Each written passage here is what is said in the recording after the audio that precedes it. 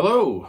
All right, so continuing on in volume 3, we're going to talk about the chord progression of a 1-4-5 chord progression. And just to do a quick shout out, I've got a t-shirt on from a friend of mine who's in this band, Eldon Fisher, and I was actually back in the 80s in a band with him as well. Great guy, great guitar player. And just wanted to do a shout out because I just happen to be wearing a t-shirt of a band that he's in now. Anyways, I don't know what that has to do with what I'm doing here with the books, but I just try to keep it light. All right, so what is a 1-4-5 chord progression? Well, if you know of the circle of fourths or fifths, you will have known of the circle of fourths or fifths if you're in the teaching series that I put out, because I talk about it even in book 1. But the most common chord progression by far of any chord progression ever in any style of music throughout all of history is the 1-4-5 chord progression. So like if I'm on the key of C, C would be my 1, C, D, E, F, F would be my 4 chord, and then F, G, G would be my 5. So like here is an example, right? See how those are Roman numerals? When you speak of chord progressions and identifying chords, you always use Roman numerals. Uppercase signifies major chords. Lowercase signifies minor chords. And then there's other symbols that signify other types of chords, like a circle signifies a diminished chord, a triangle signifies a major chord. There's other symbols as well, like a negative or a minus, that also symbolizes a minor chord. A circle with a slash through it, cut the pi in half, stands for half diminished. And we're not going to get into all these chordal formulas right now, but I'm just talking about how to understand basic chord progressions.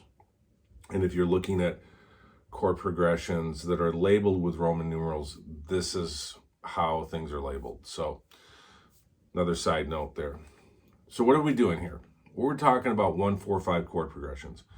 Why are we talking about 1-4-5 chord progressions? Because it is the most common chord progression there is.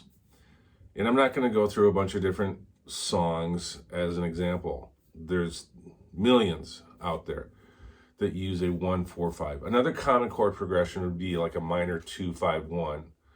That's much more of a kind of a Motown or a jazz style progression. But let's get back to the basics, a 1-4-5 chord progression. So if I'm in the key of C, that would be a C, and then an F, and a G, going back to a C. So the 1-4-5, when I get to the 5 screams for resolution. So when I get back to the 1, it's at rest. Okay? What have I done in volume 3 and volume 4? Well, I talk about and have exercises that detail 1-4-5 chord progressions using the sets.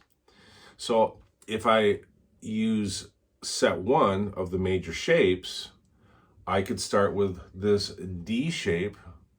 If I was here, it'd be a C chord, right? And this is my 3. You know this from the exercises, but 3 to 4, right next door, and that is the 4 of the scale. It also becomes the root of the F chord, which is my 4 chord in the key of C. So here I am on the F. Now if I go from this 4 up a whole step, I'm on the 5. So F to G chord, that's my 5 chord in the key of C. And when I'm here on the 5 chord, this note is a B, or it's the 7 in the key of C. It's the 7 in any major key, right? Because I'm talking numbers, right? But in the key of C, it's a B to C.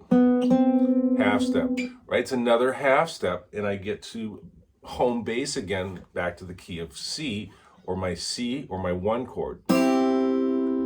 So what I just did was C, 3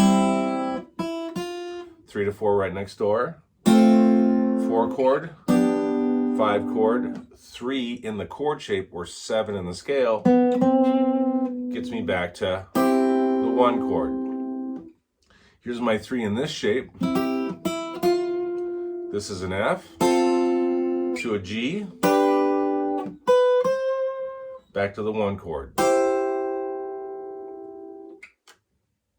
This is set 1. Let's finish this up and do a full octave all the way. So here I am on a C, F chord, G chord, back to a C. So in volumes 3 and 4, I have specific exercises that deal with each set. Right now I just ran set 1. And this is the set that I'm doing most of the explanation on, right? I'm going to go through the other sets as well and talk about these shapes. But as you've noticed in the process of me showing you these, I had chord diagrams stipulating these 3 chord shapes, right? I have a root position. This is a root position voicing. I had a first inversion. This is a first inversion voicing. And as you can see, I've got it over here. And then the last one would be a second inversion voicing, which is this shape, classic D shape, okay? Root position is a partial A shape. First inversion is a partial F shape. And a second inversion is the classic D shape. That's all set 1, okay? I'm going to make other videos with set 2, 3, and 4, but here is the very first video showing a 1-4-5 chord progression using set 1. All right, we'll see you in the next vids. Thanks for watching this video. Again, I'm Phil Olson. To purchase the Awesome Guitar Series, click on the link below. It'll take you to Amazon. You can see full descriptions of each one of the volumes. After you've made your purchase and you receive them, go home and practice.